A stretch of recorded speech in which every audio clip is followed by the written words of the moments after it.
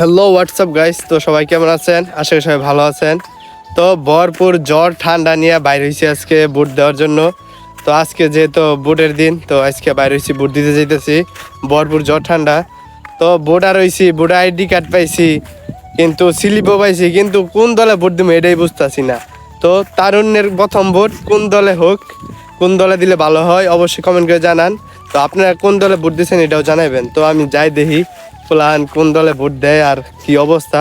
আর শুনতেছি মোবাইল নিতে দেয় না, তো দেখি মোবাইল নিতে দেয় নাকি দেয় না, কারণ মোবাইল ছাড়া তো যেহেতু ভিডিও করি মোবাইল নেওয়া তো দরকার, কিন্তু মোবাইল তো নিতে দেয় না শুনতেছি। তো যাই দেখি কি হয়।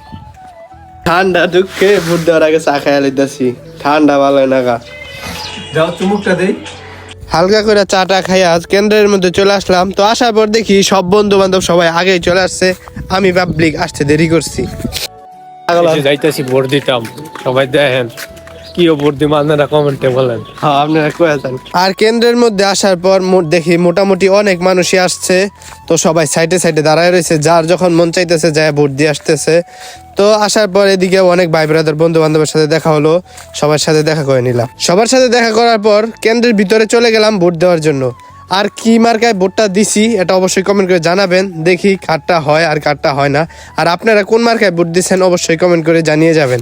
দুই পাবলিক দুই সাইডে একসাথে ঢুকছিলাম, তাই একটু দুইজনে মিলে জাউরামি করে নিলাম। আর যাওয়ার সময় শুনছিলাম যে ফোন নিতে দেয় না, তো এটা হচ্ছে ভুয়া কথা। তো যাওয়ার সময় ফোন নিয়ে কোনো ঝামেলা করে নাই, ফোন নিতে দিছে। তো আমি ফোন নিয়ে গেছি, ভিডিও করছি। তো জীবনে ফার্স্ট ভোট দিলাম। তো আপনারা কে কে জীবনে প্রথম ভোট দিলেন অবশ্যই কমেন্ট করে জানিয়ে যাবেন।